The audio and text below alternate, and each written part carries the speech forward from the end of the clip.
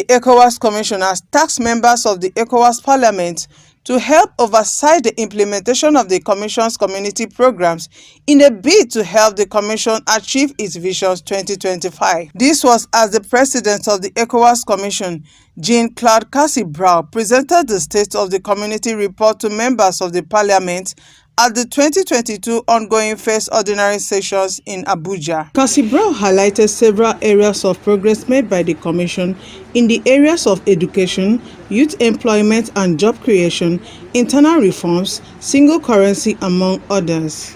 We are looking at 2022-26 to be able to create conditions that will then enable us to stabilize the economies, and so probably 2027 will go back to the currency. The process of the performance criteria is always prioritized if we want to really be in a very favorable condition to introduce the single currency. Because as we've always said, you can introduce the currency, but what is required, it should be of quality. In other words, it should serve for the needs of the population and also should inspire confidence and trust in the population. So that is the main objective, to ensure that the convergence criteria have been complied with. Now, coming to programs and projects, we have 2025, the new vision of ECOWAS, ECOWAS of people, peace and prosperity for all.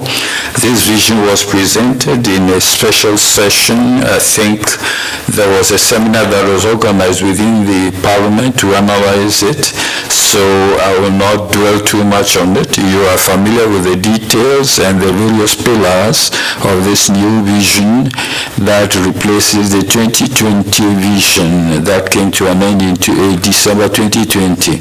So now the 2025 or 2050 is really emphasizing the pillars that are in line with the priorities of the region. Because as it was explained during the seminars, there were consultations with the various sectors of society in the region. All actors, players were invited and involved in the process that resulted in the consultation, and then we were able to define that 2050 vision. So as of now, we are working actively within the Commission to prepare the strategic framework for that vision, and especially communication, resource mobilization, which will be very necessary for the attainment of that vision. Now, in terms of trade, the free trade area, progress is being registered slowly. And if we look at the free AFCFTA, all the ECOWAS countries are there. Unfortunately, 3 of the countries have not yet ratified, that is Benin, Liberia, Guinea-Bissau.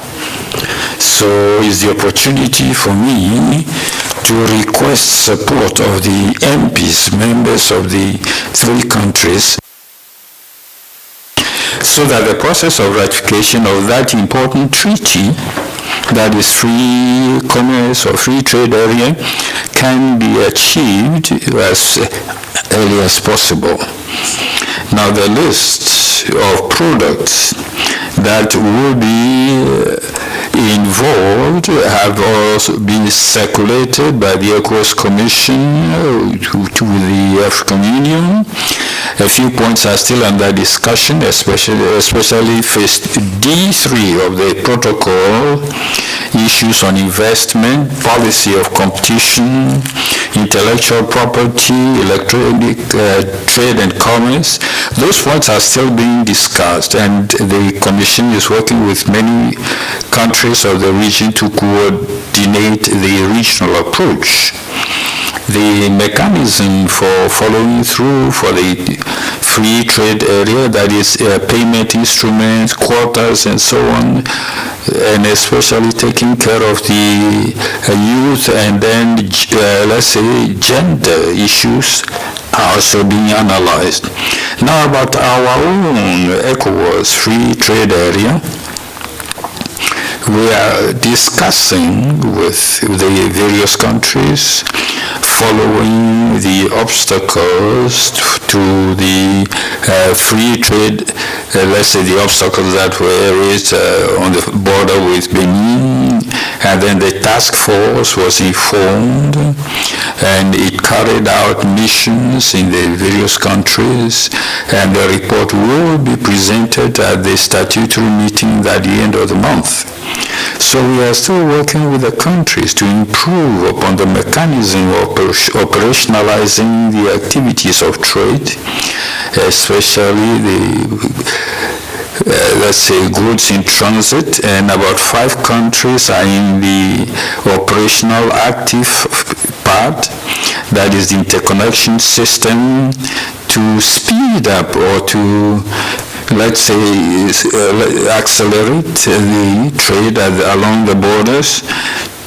2 countries have finalized theirs, and so they have moved on to the active phase. 3 countries are concluding their phase.